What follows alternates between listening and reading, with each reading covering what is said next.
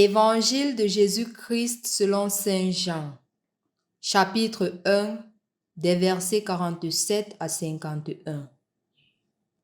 En ce temps-là, lorsque Jésus vit Nathanaël venir à lui, il déclara à son sujet: Voici vraiment un Israélite. Il n'y a pas de ruse en lui. Nathanaël lui demande. D'où me connais-tu? Jésus lui répond: Avant que Philippe t'appelle, quand tu étais sous le figuier, je t'ai vu. Nathanaël lui dit: Rabbi, c'est toi le Fils de Dieu? C'est toi le roi d'Israël? Jésus reprend: Je te dis que je t'ai vu sous le figuier, et c'est pour cela que tu crois. Tu verras des choses plus grandes encore. Et il ajoute: Amen, amen, je vous le dis. Vous verrez le ciel ouvert et les anges de Dieu monter et descendre au-dessus du Fils de l'homme. Au nom du Père et du Fils et du Saint-Esprit. Amen. Loué soit Jésus-Christ. Chers frères et sœurs dans le Christ, en ce jour, nous célébrons les saints archanges Michel, Gabriel et Raphaël. Cette fête a été décidée ou décrétée après la réforme liturgique de 1969, où l'Église a décidé de célébrer ces trois grands archanges en une seule fête le 29 septembre. En effet, chers frères et sœurs dans le Christ, comme nous l'avions écouté dans l'évangile d'aujourd'hui, Jésus, lorsqu'il parle à Nathanaël, il dit « Désormais, vous verrez le ciel ouvert et les anges monter et descendre au-dessus du Fils de l'homme. » Comme pour dire que la relation entre l'univers invisible et l'univers visible est davantage scellée avec la venue de notre Seigneur Jésus-Christ. Mais d'abord, quelle est la différence entre les anges et les archanges? Un ange, c'est un messager de Dieu qui est là pour nous transmettre un message de Dieu, pour nous accompagner et pour nous guider. Et maintenant, quand on parle d'archange, c'est au niveau de la hiérarchie. Un peu comme on parle d'un évêque et d'un archevêque, donc une hiérarchie plus grande. Donc quand on parle en effet des archanges, ce sont des forces célestes de plus haut niveau que les simples anges. Et la Bible nous donne en effet trois archanges. Nous avons premièrement Gabriel qui signifie la force de Dieu.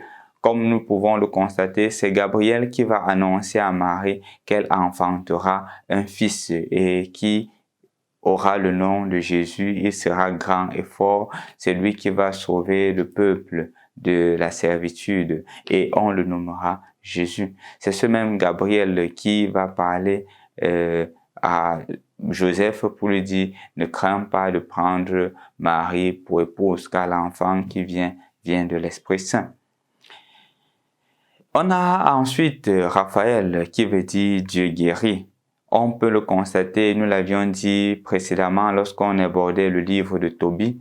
Comment est-ce que l'ange vient, il accompagne le jeune Tobie pour rencontrer son épouse Sarah et qui aussi les accompagne et revient pour guérir le père de Tobie, Tobie père. Donc, il est aussi invoqué pour les situations de guérison, pour les situations de fiançailles. On demande son intercession.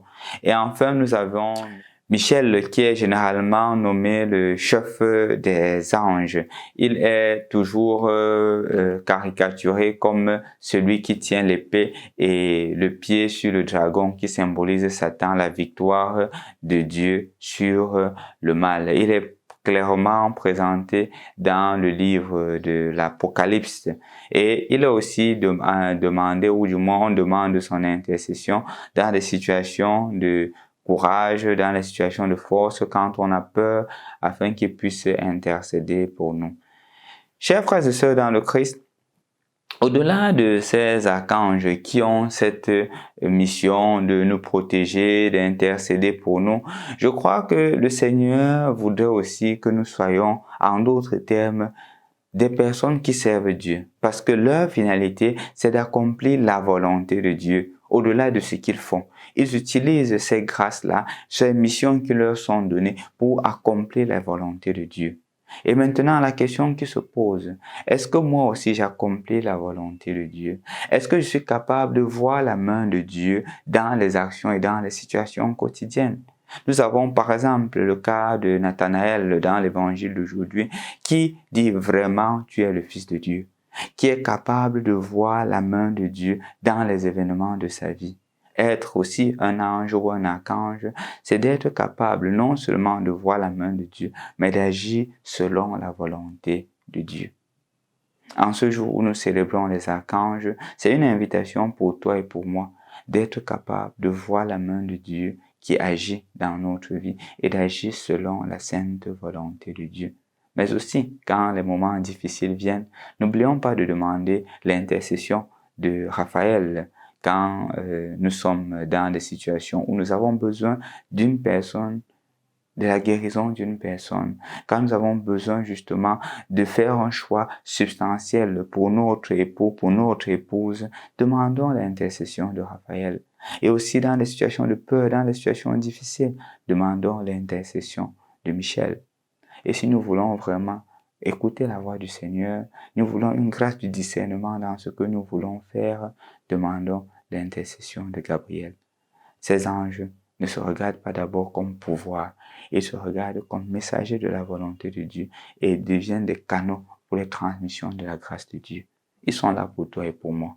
Demandons leur intercession, mais aussi soyons comme eux, des canaux de la transmission de la grâce de Dieu. Au nom du Père et du Fils et du Saint-Esprit.